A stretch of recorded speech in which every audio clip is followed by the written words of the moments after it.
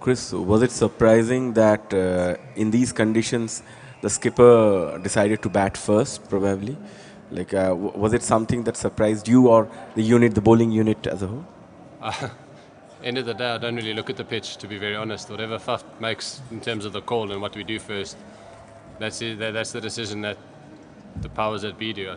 I just look at a pitch and it doesn't matter what it looks like, I've still got to bowl the same areas. So, the pitch played tough for all 100 overs almost, so that doesn't really make a difference for what we did first. Um, just was a good cricket wicket. Chris, obviously not enough runs on the board, but what was the talk at halfway in terms of how you approach that small total as a bowling unit, and just the sense of belief that you maybe had in the team that you could pull off a win? Oh, absolutely. Especially the low totals, anything can happen. And those first 5 overs, things did happen. Unfortunately, that didn't land for us.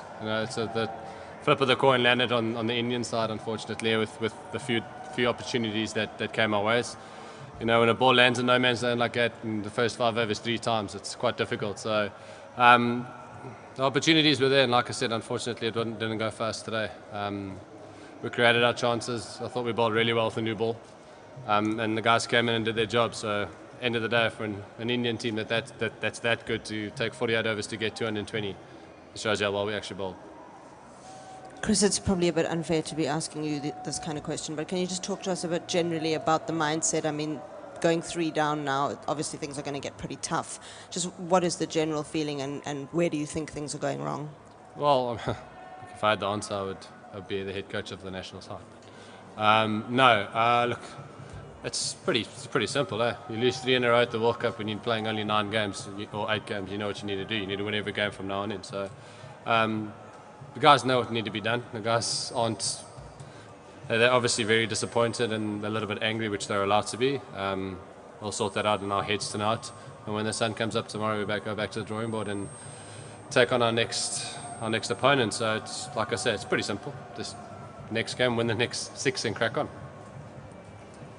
Chris, obviously not originally picked in the squad, but really good performance today with both bats and ball. Doom and gloom, as you say, probably in the dressing room. But can a word on your own performance? Positives there? Yeah, pretty happy. Look, like I say, end of the day, I could get naught and go for 100 in the game and we win. That's all that matters to me. I don't really.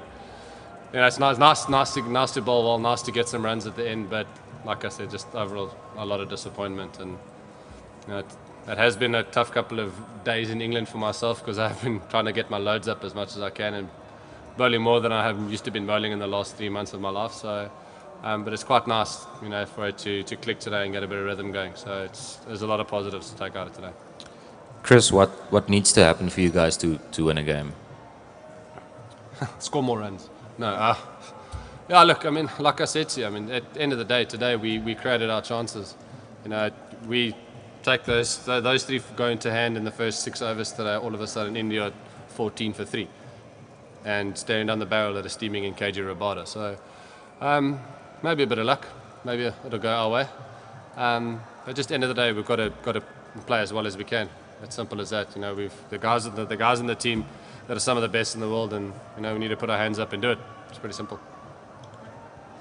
Chris, can you just talk about the schedule, the Proteas schedule? I mean, it's been a week. You've played 3 games already. You think that's been quite tough on the team, and also naturally there's a lot of pessimism from South African fans back home, social media. Could you perhaps just send a message to them and just your thoughts on that?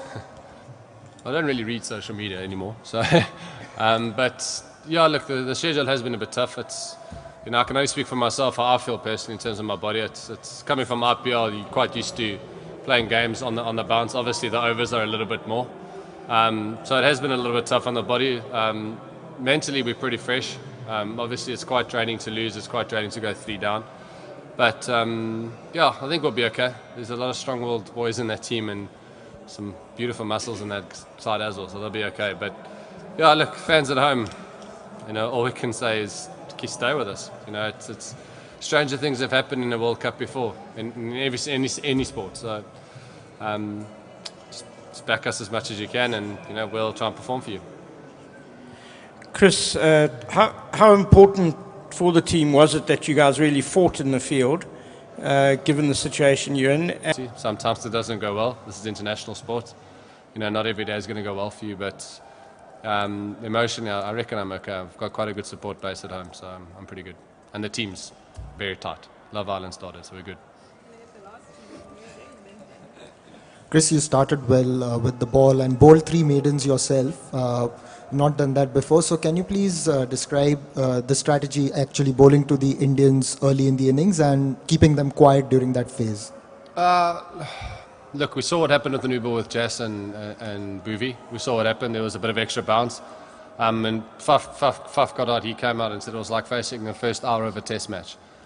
So basically that's what we went into our innings with. You're right. If we hit hard test match lengths, you know, there's going to be something for us. And there was something for us. Like I said, I keep mentioning it. But today was just about hitting them with test match lengths. That's all we had to do. And there was enough in the wicket. And most of the time, like, I mean, when last have you seen Rohit Sharma get 100 off 120 balls? You know, he's usually quite a flowing player. For a guy of his quality to take that long to get 100, it just shows you, like I say, how well we bowled. And yeah, we weren't far away, put it that way. We weren't far away.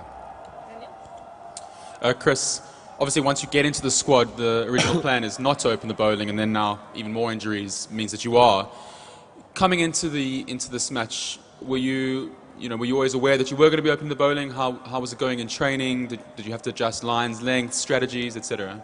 I'd probably say that probably the only thing that had to change was I'd been training quite hard on hitting hard back of length, doing almost the Liam Plunkett roll. You know, just to hit the top of the stumps as hard as you can, you know, and try use my pace and bounce. But I got told yesterday I need to do some new ball work, which I did. But look, I've been taking the new ball for domestic cricket for many years, so it was quite nice. We haven't done it internationally for a while, so but it's not a new environment for me in terms of taking a new ball. I've done it my whole career. Yep, hi. Faf took quite a knock on the right finger while he was batting. How's his finger going, the status of his injury? Still attached, I think. No, look, I think he's fine. Faf's obviously quite hard. He's quite a tough old school cricketer. I think he's okay. If it was worse than it actually was, he wouldn't have been on the field because I think he's damaged that finger before. So I don't think it's too bad. I think it's just a nasty bruise. Thank you very much. Cool. Thanks, everybody.